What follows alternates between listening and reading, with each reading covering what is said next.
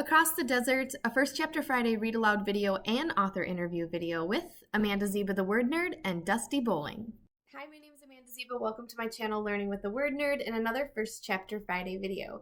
This week, I'm going to be reading to you from Across the Desert by author Dusti Bowling, and after we're done reading, super exciting, we're going to get a chance to talk with her and ask her 5 questions about this book and about some of her other books that she's written as well. If her name sounds familiar, it's because earlier on this channel, I read this book, Insignificant Events in the Life of a Cactus. I'll make sure that I link that First Chapter Friday video for you down in the description box, but now I want to dig into this exciting adventure story. Here's what the blurb says. On a hardcover book, on paperbacks, we often find the blurb on the back of the book, but in hardcover books, if you're looking back there and you're like, what's this story about, and you can't find it, it's often on the inside front flap. So that's where I'm going to read you the blurb for this book. It says, Jolene loves watching the Desert Aviator, a live stream of 12-year-old Addie Earhart, flying her ultralight plane and exploring the desert. Jolene dreams of becoming an explorer like Addie and escaping her troubles at home, where she has to hide her mother's opioid addiction. And Addie finds a new friend through her chats with Jolene, her biggest and only fan. Then one day, it all goes wrong. Addie's engine abruptly stops, and Jolene watches in helpless horror as the ultralight crashes and the video goes dark. Jolene knows that Addie won't survive long in the extreme summer heat. With no one to turn to for help and armed with only a hand-drawn map and a stolen cell phone, it's up to Jolene to find a way to save the Desert Aviator. The latest page-turner from bestselling and award-winning author Dusti Bowling soars with adventure, heart, and friendship and speaks to the courage, hope, and strength within each of us. I absolutely loved this story, and I think that you will too. So let's dig right in. Chapter 1, Across the Desert by Dusti Bowling. Chapter 1, Now. It's so hot today in downtown Phoenix. I could probably bake cookies in a car. Mom and I did that once. Baked chocolate chip cookies in our car. The cookies weren't brown around the edges like when they're baked in an oven. They had mostly melted into a pale, hard crust, but they were crumbly and totally cooked through. That was, of course, when we had a car. Racing down the city sidewalk in the middle of the summer, I feel crumbly and totally cooked through. Speeding cars and buses blast air in my face, hot enough to bake me, or at least to melt me into a pale crust. My stomach growls and I wish I had a cookie with a giant glass of cold milk. I'd even settle for a car-baked cookie. I stop at a bench shaded by a big sign for discount car insurance and breathe for a second, wiping the sweat from my forehead and shifting my backpack full of books from one aching shoulder to the other. If only I had a computer and internet at home, I wouldn't have to make this blazing hot walk today. When I finally reach the library, I burst through the automatic sliding doors and stop in the entry between those book thief detector things. I breathe in as much cool, book-scented air as my lungs can hold. The feel of the air conditioning blows against my sticky skin. It's almost worth the entire walk just for that. Excuse me, someone says behind me. I hunch my shoulders and quickly move out of the way without looking. I rush to the drinking fountain and chug a ton of water before heading to the bathroom, where I throw my backpack on the counter and splash water over my face. I soak up the sweat under my tight purple tank top and armpits with a wad of paper towel and pull the messy, damp, dark hair into a bun without looking at myself in the mirror. I leave the bathroom, tugging my tank top down to cover my stomach, but it's too short. Everything I own is at least 2 sizes too small, which I'm constantly reminded of by the kids at my school and by my eternal wedgie. I slip the travel books I borrowed last week into the return slot and then go to the hold shelf where several more are waiting for me. I'm not exactly the fastest reader, but when it comes to travel books, the pictures are really the most important thing. I love imagining I could jump inside them and explore all the far-off places. The computers are mostly taken up by the homeless people using the library as a hiding place from the heat, but I manage to find an open one and set my stuff down. I log in using my library card number and go straight to Blipstream's website. I click on the only show in my favorites and wait for the Desert Aviator to begin. Addie usually starts the show around 10 o'clock, but never on the dot. I wish Addie would record her episodes so I could watch them anytime, but if I want to see her show, I have to watch her while it's live streaming. Since the screen is dark, I hurry to the reference shelves and pull out this great atlas of Arizona, which has a map of the Alamo Lake area. Addie doesn't know that I know where she flies. I mean, she's never told me. I guess since we've never met in person. For all she knows, I could be some old guy who smells like cheese and onions pretending to be a 12-year-old girl. So she never tells me where she flies or lives or goes to school, even what her real name is, but that's okay. We still tell each other lots of other important stuff. Figuring out where Addie flies has been fun. It makes me feel like Marie Tharp, who mapped the ocean floor, or Kira Shingareva, who mapped the moon. Alamo Lake isn't exactly the moon, but it's pretty cool to discover something, even if it's something small, even if I'm not the first person to discover it. But what I really wish is that I could be like Eva Dixon, the first woman to drive a car across the Sahara. Eva was an aviator, like Addie. If I had a plane or a car or even a motorcycle, and if I wasn't 12 and could drive and maybe had some money and food and a GPS and stuff like that, I'd travel to Alamo Lake and explore the whole area where Addie flies. My life is so filled with if I hads that it sometimes feels like I'm drowning in them. I removed the folded square of paper from my backpack and spread it on the desk. It's taken me a whole month to make this map, and I hope maybe someday even Kira Shingareva wouldn't think it's completely stinky. My map shows the whole lake area with several mines, 2 canyons, 3 ghost towns, a 100-year-old graveyard, native ruins, a bunch of trails, and all of Addie's takeoffs and landing spots. Stuff that can't be found on any other maps. When Addie starts her show, I'll be able to follow her, not just on the screen, but on my map. Addie is definitely one of the youngest explorers I've discovered, and I wish there could be more like her. I wish I could be more like her, brave and daring enough to go on an adventure. But real adventures aren't like the movies. Real adventures are kind of scary. Lots of people die while exploring and mapping things. They get all kinds of diseases and broken bones and snake bites. They freeze to death and fall off mountains, and this one guy died from a pimple. It's true, totally true. I already have a few potentially killer pimples on my forehead, and I don't think I could face venomous snakes, or even like a rabid raccoon. It would probably scare me to death. Then again, I don't think there are raccoons in the desert. Hungry pack rat would be pretty scary, though. It might have some kind of disease, and sharp teeth. Yes, definitely sharp teeth. I tap my knuckles on the desk, but the screen is still dark, even though it's now 10:04. Staring at the monitor, I open a new window. In the search box, I type something for about the 100th time. How to quit oxycodone. I already know all this stuff. Give me something new I can use, internet. Please? When I read the words oxycodone can be habit forming, I want to punch my fist through the computer screen. Habit forming? Like it's the same as biting your nails or picking your nose? Fuming, I try another search. How to make someone quit oxycodone. Again, just a bunch of information I already know. Helplines and treatment centers and hospitals. I've called the helplines and treatment centers. They always want to talk to an adult, of course. The other day I even tried making my voice really deep and assuring them I was a fully grown adult. They sounded suspicious, but then they told me a bunch of stuff about wait times and costs and insurance that left me with the car crash feeling. I type in something new today. Get into a drug treatment center when you have no money. But all the websites and information and phone numbers that pop up make the car crash feeling worse. Mom and I were in a car accident a couple of years ago. We'd stopped at a red light and Mom was asking me what we should do for dinner, McDonald's or Hamburger Helper. The light turned green and I looked at Mom to tell her we should go to McDonald's. We had a coupon for a buy one, get one free Happy Meal, and Mom always gave me the toy in hers, which meant 2 toys for me. Total score. I mean, when I used to be into that sort of thing. But as Mom started rolling forward into the intersection, I noticed that an old brown truck coming from the other direction seemed to be going really fast. As it got closer, I knew for sure it wasn't going to stop, and this feeling shot right through my body, forcing out all my breath and words and leaving me completely frozen. Mom turned her head to see what I was looking at, but she didn't have time to react. I'll never forget those few seconds when I knew the truck was going to hit us, that car crash feeling I got in my stomach and chest and throat and even in my arms and legs, because ever since the accident, I get that feeling a lot. It's like when you trip or lean back in a chair and you know you're gonna fall, or when you sit down at your desk and realize you forgot to study for a big test, or when you're walking down the hall at school just staring at your ugly old shoes, not bothering anyone else in the whole world, and you hear snaggletooth or white fang. When it hits me, my brain and body vibrate painfully, like I'm being electrified, which somehow makes me feel like I could faint and explode at the same time.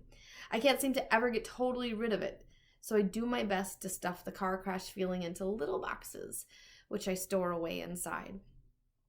But I'm collecting so many boxes at this point that I worry about the day I won't have room for any more. I don't have endless storage like a big fancy house. My storage space is more like one of those hoarder houses on this TV show Mom watches. And like the hoarder houses on TV, my insides keep getting more and more cluttered and uncomfortable and stuffed to the bursting. I could probably use one of those clutter experts. Eddie's video finally pops up and I relax into my seat. Even when the car crash feeling eases, as it's doing now because I get to watch Addie, I feel beat up, shaky, and tired. I put on the bulky headphones. "Hi there," Addie says, as always, as she leans her phone toward her face, which is mostly covered by her helmet and mirrored sunglasses. "I'm Addie Earhart, and you're watching the Desert Aviator." She laughs. "All one of you. Hi, Joe." I smile and automatically cover my mouth with my hand, looking around the library to make sure no one is watching me. I let my hand drop and hunch down in my seat. There are some rough camera movements as Addie fixes the phone to the front of her helmet. Well, I'm still on the lookout for the ringtail and that sneaky part prosinoid, and I was thinking we'd spend some of the time exploring a cliffside where I think there might be a cave. I'll be on the ground today, so I got my snake boots on. Addie looks down so the camera shows her tall brown boots. The snakes probably won't be out today because it's going to get pretty hot, but I hope my boots come in handy. I've heard a snake's fangs can get stuck in them and break right off. How cool would that be? I think that sounds very not cool. Way too dangerous.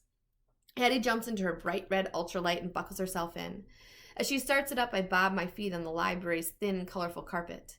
I see what Addie sees, the desert coming at her faster and faster before she lifts into the air.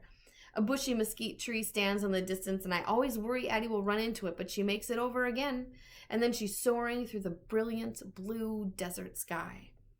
Addie flies over saguaros and palo verde trees, wide, barren, sandy washes that will turn into raging rivers during the monsoons, and long, winding rivers of green, towering, full of trees like cottonwoods and aspens, which are found in the desert only where the water floods during storms. Addie's told me all of this. She knows a lot about the desert. I've lived in the city my whole life, so all I really know about the desert is what I've learned at school and from Addie.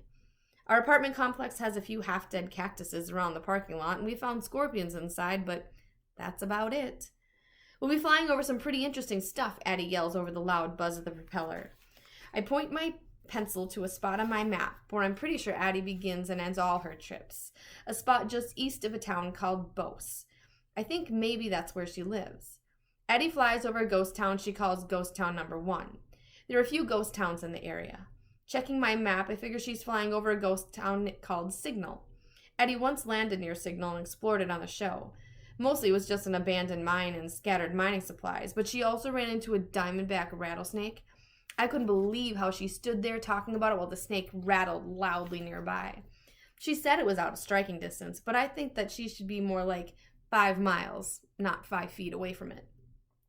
Addie lands her ultralight in a flat, open area, and I draw a small star on my map where I think she is.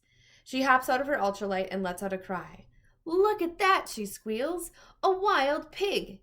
Addie chases the pig and I want to shout, "Stop, stop, it might maul you to death." But luckily, it's way too fast for her.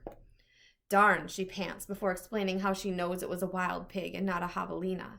"Those pigs are destructive to the desert and shouldn't be here. People brought them in, and now they run wild all over the place. You don't even need a hunting license to kill one because Game and Fish wants them gone so badly." I kind of feel sorry for the pigs. It's not their fault for being in the desert. They didn't ask to be brought there, and now they're being punished for it. Addie jumps back into her ultralight after exploring the cliffside, including one small inlet, but no large cave as she hoped. She found a gopher snake, a centipede, a few scorpions, and even some bats hiding in a corner, but no ringtails. Oh well. Addie removes the camera from her helmet and sighs into it. "We'll just have to keep looking. Right, Joe?" "Right," I say. And then I feel stupid, glancing around to make sure no one heard me. Everyone is still focused on their own screens. It's awfully hot today.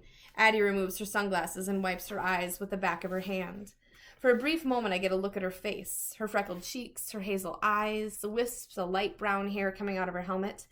Then she puts her glasses back on and takes a swig from the canteen she always carries, wiping her mouth when she's done. It's supposed to be even hotter tomorrow, so I don't think I'm going to fly. Seeing Addie is the only thing I have to look forward to lately. What am I going to do tomorrow? I guess I'll probably come back to the library anyway. Maybe work on my map or read one of my new books. I'm sorry to disappoint anyone watching. She studies her phone. Still just you, Joe. It's supposed to be like 1:15 tomorrow and I could seriously get heat stroke. Then I could get dizzy and pass out or barf while flying. Can you imagine it? The barf would shoot out. Addie dramatically throws her hand out of her mouth and then fly right back in my face. She whips her hand back toward her face. Giant flying barf mess. No thank you. Gross. Addie's words make me feel queasy. Back to the sky, Addie announces, attaching the camera to her helmet and starting the propeller back up. How about taking a nice little detour over the mud canyon? Addie only needs a short distance to get the ultralight in the air, so the open sandy area near the cliffside is perfect. I follow her route on my map as she flies around the lake once before heading toward the canyon. After flying over the canyon, Addie makes a turn, a huge winding green of the wash coming into view. Suddenly, the loud buzzing of the propeller goes completely silent, like a switch has been flipped, and all I can hear in my headphones is the wind whooshing. It's never done that before while Addie is flying, and I know something is very, very wrong. Mayday, mayday, Addie cries. Coming in for an emergency landing. The video shakes from side to side as though Addie is whispering, whipping her head around frantically, searching for a landing spot, and then the world is spinning, the desert below a brown whirl of confusion. I'm coming down, Addie cries. I'm coming down too fast. I grab the monitor in both hands. The camera jerks all over the place. Total chaos, and no matter how hard I grip the screen, no matter how close I get to it, I can't tell what's happening. Addie is screaming so hysterically that I can't make out what she's saying, or she's even saying words at all. She seems to be struggling to catch her breath, struggling to get a word out. Huh, she says, which turned into a shrieking sob. Huh, yeah, again and again until she finally gets out what she's trying to say before hitting the ground. Help, Jolene! And I'm really sorry, but that's where I'm going to have to leave you. If you want to know what happens to Addie and Jolene, you absolutely have to pick up a copy of this book, Across the Desert. But now, let's go chat with the author, Dusti Bowling, about writing it and all sorts of other great things. Here we are, readers, as promised, with author Dusti Bowling. Dusti, thank you so much for joining us today. Hi, thanks for having me. Yes, we're super excited. And as usual, I have 5 questions I want to ask you. And the first one is, can you tell us a little bit about your writing process? How do you go from idea to book? And now that you've done it a few times, is it getting a little easier or smoother, or does it always feel the same? That's a really good question. So my writing process, I always tell kids, most of my writing takes place just in my mind, for years before I ever sit down and start outlining a story. So I will have something spark an idea, and I'm sure a lot of kids have had that happen to them. You see something or you experience something, and for a moment you go, oh, that would make a really cool story idea. So that happens to me all the time. But if I sat down and I immediately just tried writing the story immediately, I would get stuck so fast. And I'm sure that happens to a lot of people too. So I ask a lot of questions.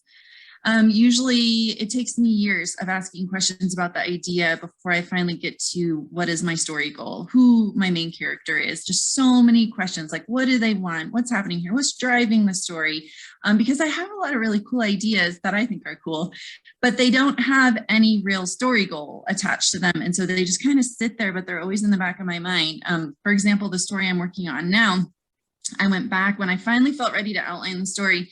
I went back to look at what was the first document, because I always have a little folder in Word with each ideas. And anytime I have a good idea for it, I sit down and I put it in a new document and title it dance scene or whatever, you want to call it. And my very first notes I ever took for this story, which will be my next book next year, was from 4 years prior to when I finally felt ready to sit down and write the outline. Yeah, so I really have to think about an idea generally for a pretty long time before I feel ready to outline it. And then I do, after I know my story goal, I know my main character, I know what's driving the plot, all the most important plot points. I'll sit down and I'll write anything from a very general outline, which is what I did for the Canyon's Edge, because that was in verse. And I just wanted to allow for a lot more flexibility with my poetry and things like that, to a far more detailed outline, like with Across the Desert, because I was selling that book to my publisher. Well, I had to get it approved basically before I could write it, send them what the story was going to be. So I did a really detailed outline for that one, so they would know exactly what it was going to be before they approve the story. So it also depends on like how I'm working with my publisher, like that. But I always have a few plot points that I know before I will ever write a story. I have to know the climax and the ending. Otherwise, I will not write a story. That to me is the most important part of a story. And if I can't figure it out, I would not want to write a whole story, put all this work into it just to get to the end and go, oh, what do I do? And I think some authors do that. And that's why some endings can be really disappointing. And I don't want to write a really disappointing ending, because a book is a lot of work, and I don't want to end up there. I have to know like the dark night of the soul, for example, which is like that point which you probably recognize in every movie and every book you read about 3/4 through, when like all is lost and your main character has this like epiphany moment of real change. So I have to know like all is lost and dark night of the soul. So there's certain plot points that I need to know. So I don't need to know like the whole story. And of course, as I'm writing the manuscript, finally, after like I'm done with my outline and all that, things can change. Like, it doesn't mean that this is set in stone. As I'm working on it, I usually have a lot more ideas. But generally, like the main path is usually pretty set when I start working on a book. It really changes like drastically. Yeah. And I had to turn my first draft into my publisher, and then I get a big long letter, like huge long letter telling me all the things that are wrong with it, and then I rewrite it over and over again until it gets published. So it's a lot. You have to learn to have a thick skin and take a lot of feedback and criticism. Yeah, that's all such good advice and so interesting. And I think for the students and teachers who are watching this video, it sometimes is amazing how different like the writing we do in class is to the writing that people do for a career, because, you know, we say, okay, here's like, 15 minutes of brainstorming and now write a story. And you're like, 4 years of brainstorming. Well, I think that's really good practice for like bringing out creativity, and really good exercises for getting into that creative mindset. But like you said, when it comes to like professionally writing a book where you're like, my whole like income and everything is dependent on this, it's a little bit different. But those things are still really good for bringing out creativity in the writing process. You don't have to be, all writing is not just focused on writing a book. There's all millions of different kinds of writing out there, and it's all good. Absolutely. And I think too, like when people play the comparison game of like, oh, this book compared to my story, like it's good to know, like this was, a short time frame. This was a long time frame. It's just really interesting, I think, to hear those kinds of things. So that people know about the process. Oh yeah, I always tell young writers and older writers too, don't ever compare your work to what's on a store shelf or a library shelf. You can't even begin to imagine the level of revisions that we have gone through for sometimes to get this book to this point. So if you just wrote a first draft and you go into a bookstore and you read a book and you're like, well, my work is so much worse than this, I guarantee you, if you read the first draft of that book, you would be shocked at that was too. So yeah, wouldn't that be interesting if we could read the first drafts? So okay, I'm too embarrassed. My next question is about the region in which you write. So I read a few of your books. A couple of them appear on this channel already, Insignificant Events in the Life of a Cactus and The Canyon's Edge. And now today we read Across the Desert. And I'm noticing a theme with that your stories all take place in the Southwest of the United States, and all specifically in Arizona, I think. Yes. And so I'm curious about that choice. Why you decided to do that, and if you think that you'll continue with that as you go on your journey as an author. Yeah, so I love to write about Arizona because I was born and raised here and I've lived here for most of my life. And I love the Sonoran Desert. Right now, where I moved like 6 months ago, for the first time living in Arizona, I'm not actually in the Sonoran Desert, I'm in the White Mountains. People think of Arizona as being like all Sonoran Desert, but it's actually really diverse. And so where I live, it's very cold. Like we get a lot of snow. I don't even have air conditioning in my house, which, oh my gosh, so we're like 30 degrees cooler than, the desert. And so, but I'm a quick drive to the desert. So that's the only way I can tolerate it, because I do love, love, love the Sonoran Desert. It's just such a special place to me. I love to explore it. I love almost everything about it, not the extreme heat like what they're having right now, which is terrible, or the fires, which we were having a ton of when we made the decision to move. Like everything was basically burning around us all summer long, and it was really kind of traumatizing because we were evacuated like 3 times, and all of our beautiful desert is burned, and there's just so much unfortunate climate change and environmental changes happening in the desert that are destroying it right now with like invasive weed species that are taking over. And anyway, it was really heartbreaking because I do love the desert so much. And so because I know so much about the desert, and because my family and I love the desert so much, I just love writing about it. Also because when I was growing up, there was like you'd hardly ever see a movie or a book that took place in Arizona. It was like always in like Manhattan or California or somewhere like that. And so I feel like I have this amazing, like just giant well of story ideas available to me that Arizona gives me that hardly anyone else is tapping into. It's like everywhere I go, I'm like, oh, that would be a cool story idea. That would be a really neat character or something like that, because Arizona is so unique and quirky in a lot of ways, and just so amazing and mysterious, and we have so much here. And so it always surprises me that not more people do set their stories in Arizona, especially in children's books. You hardly ever see it.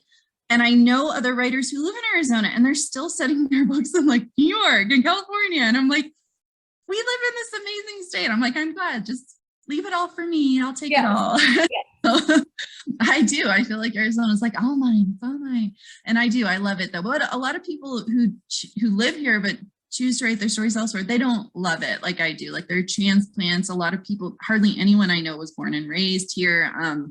And they are like, I hate the heat. And they never get out into the desert and all the beautiful parts. They just live in the hot city and hate it there. And I'm like, you got to get out and see what Arizona really is, because it's not Phoenix. I don't like Phoenix either, which is why most of my stories don't take place in Phoenix, just across the desert for a little bit in the beginning.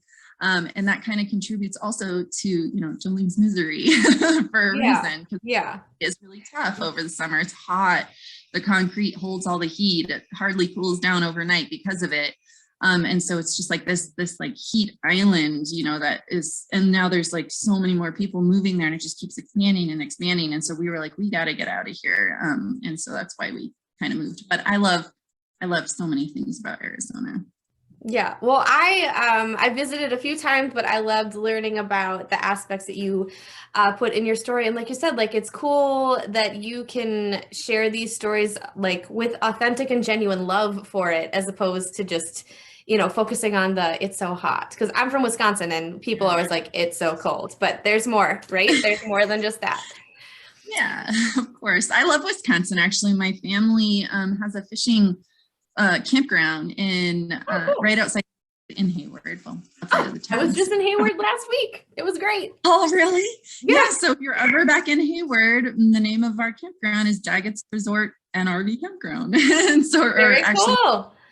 Yeah. So we're right on the Chippewa flowage, and it's a really pretty place that my grandparents started like many, like back in the 60s. And so we've had it for a really long time. It's changed a lot over the last several years, but we love it there.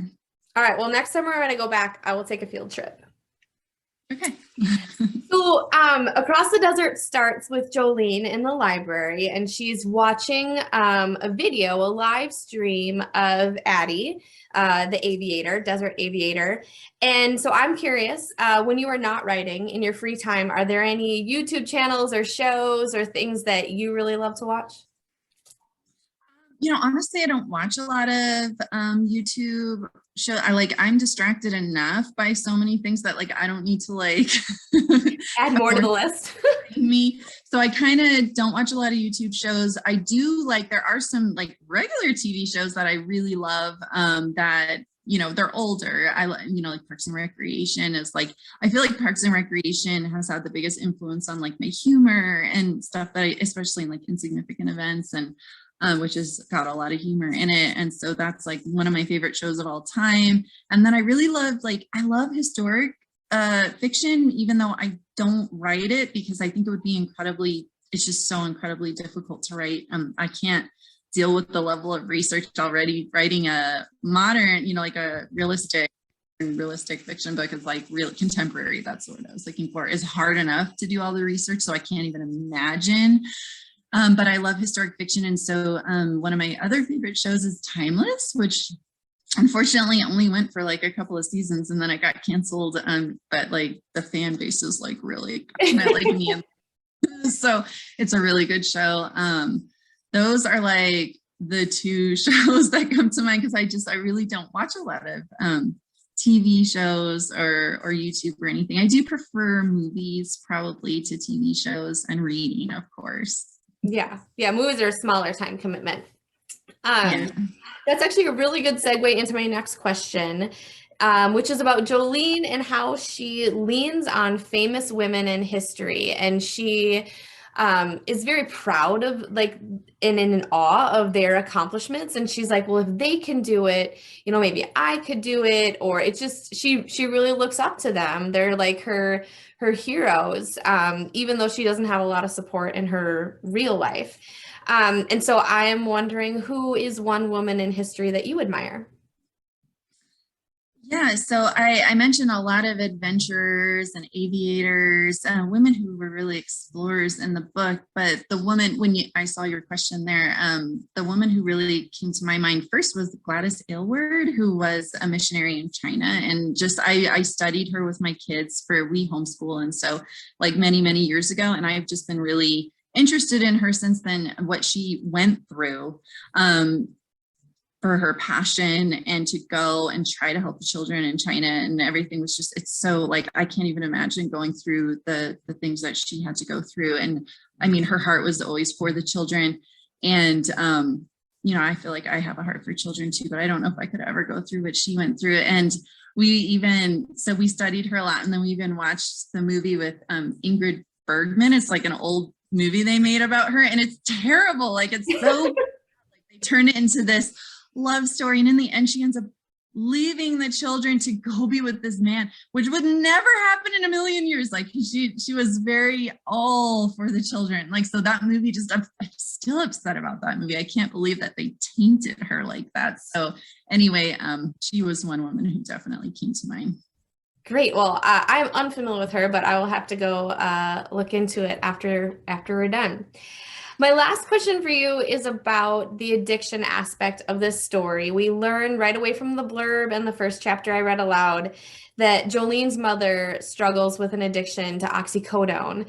And when I read the author's note, you shared that you were also the child of an addict, and that while writing this book, like, other kids who were in that situation really like motivated you to keep telling this story, even when it felt hard.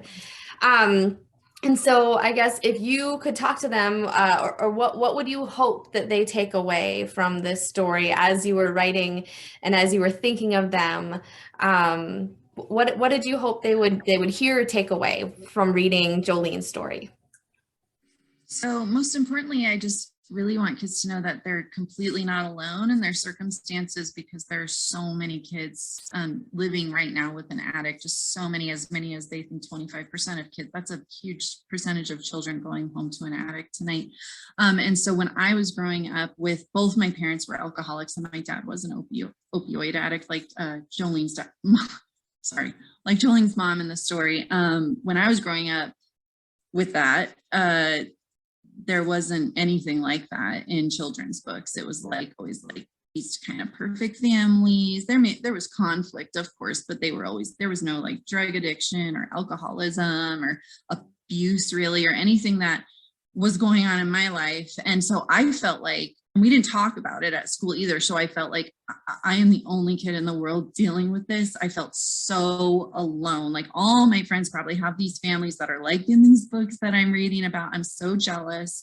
I wish I could have a family like that. And it was really hard. It was really hard growing up. And so I knew when I started writing children's books, at some point, I wanted to write a story about a child with a parent who was an addict. I just didn't know how to go about doing that. And it took me, 5 middle grade novels to get there, to figure out like how to tell the story. Because I knew I also didn't want it to just be focused on that. Like I wanted to make sure that I pulled the kids' attention with a more exciting storyline, but then I could also, once I had their attention, I could speak to them about this really important issue and let them know, if you are dealing with it, like you are completely not alone. It's actually really common. A lot of kids are dealing with it. So I really hope that by reading Across the Desert, they just realize that, wow, this is actually happening to a lot of people. I'm not alone. And if I talk about it, even I may start meeting people who have gone through the same thing, and we can connect in those ways. And I can even ask for some help and support that I might need, especially if there's abuse involved or something like that, which my next book really focuses on. So I feel incredibly privileged to get to talk to all these kids about these issues, and be, there have definitely been other middle grade books now that have talked about this, but not very many still. And so I feel really, really honored and privileged to be able to talk about these subjects for what is a really recent development in middle grade fiction. Mm-hmm. And it's so, it's such an accessible vehicle to share this. And I hope that it reaches all the people who need to hear it. So thank you. Thank you for doing that hard work. That's the end of our 5 questions, but I want to give you a chance. You've hinted a little bit about something that you're working on. Can you tell us what you're working on now, and also where readers might be able to connect with you? Yeah, so my next book, it doesn't come out till next August, so like a year from August, unfortunately. This is the first year, 2022, where I don't actually have a middle grade novel coming out, and I don't think that's any coincidence that it's like right on the heels of like the pandemic and all of that. It just was really, really hard to create during that time. But I'm really excited about this next book. It's called Dust. And I know it's like kind of weird, Dust by Dusti Bowling, but I just got really stuck on that title, and my publisher tried to get me to change it, but I was like, for once I want to keep a title, because they always change my titles. I'm like, and I really want to keep this one because I've been thinking about this book for years, and it's always been Dust in my mind. And so it's about this girl who has really, really severe asthma. And so her parents moved her to this really small town in Arizona when she was little, because she almost died of an asthma attack in Oklahoma, which is exactly what happened to my brother. So my brother and my mom have really severe asthma, and I have just sort of mild asthma.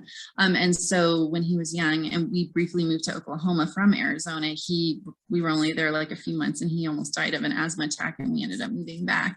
And so she moves to Arizona, to this really small desert town called Clear Canyon City, because it's just a really good, dry, clear area for people with asthma. And so she's doing really well. She's 12 years old. And then this really mysterious, sort of quiet boy suddenly moves to town. And with him comes this uptick in dust and dust storms that are getting more and more severe all the time. And so as she kind of befriends him and gets to know him, she begins to believe that something is happening with him, and he is somehow triggering these dust storms. And so she has to figure out how to stop it. And so it's the first book I've ever written that has a touch of magical realism in it, which I'm really excited about because I love books with magical realism. And it's also has to do with abuse, specifically sexual abuse, which is something that I'm also really glad that I get to talk about, because again, there's been a few, but there's not been very many at all that in middle grade that have talked about sexual abuse. Fighting Words by Kimberly Brubaker Bradley is one of my favorite books, and I think one of the best books in middle grade ever written. And so I was really inspired by her and by Barbara D, who wrote Maybe He Just Likes You. So there's so few for me to mention. So I was really glad to be able to talk about this really important issue. And I was actually before this just working on my author's note, and it's like really hard because it's like, wow, I have this incredible opportunity to talk to, I hope a lot of kids about this and tell them some of the most important things they might ever hear in their lives, especially if they're going through. What do I say? So it's not, I don't think writing ever gets any easier. I feel like it always gets harder because it's like, I don't know, just like, I don't know. It's really a lot hard to carry. It's a lot to carry. It can be a lot of pressure. So, but at the same time, I'm so glad that I get to send this message to children if someone's harming them, because a lot of children end up not reporting their abusers. And so if I could say one thing to them that might get them to speak out and report it to someone, like, oh my gosh, what do I say? So it's really, it's a big responsibility, I feel like, but it's a super important one.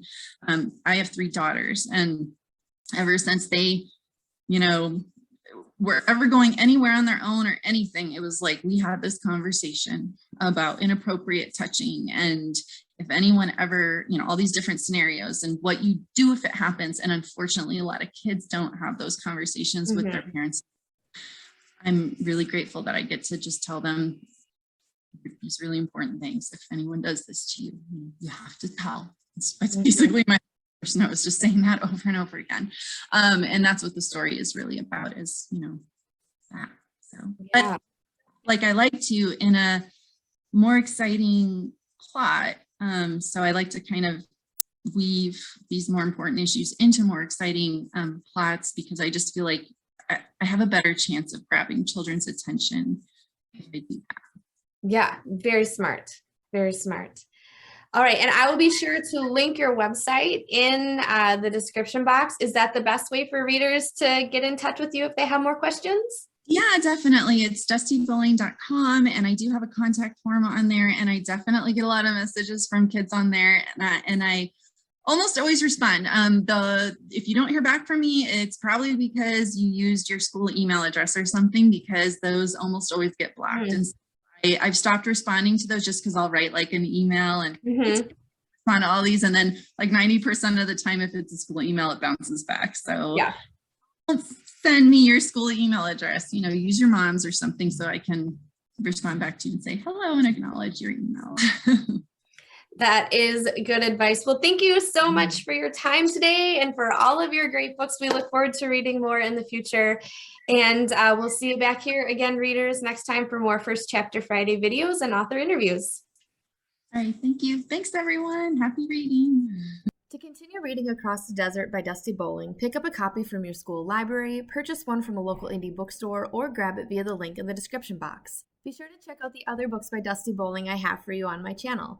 I have First Chapter Friday read aloud videos for the novel in verse called The Canyon's Edge, and also for the insignificant events in the life of a cactus. Also, as always, check out the full and ever-going list of First Chapter Friday videos on the full playlist. Thanks for being here. Make sure you like and subscribe, and I'll see you again next time. Happy reading!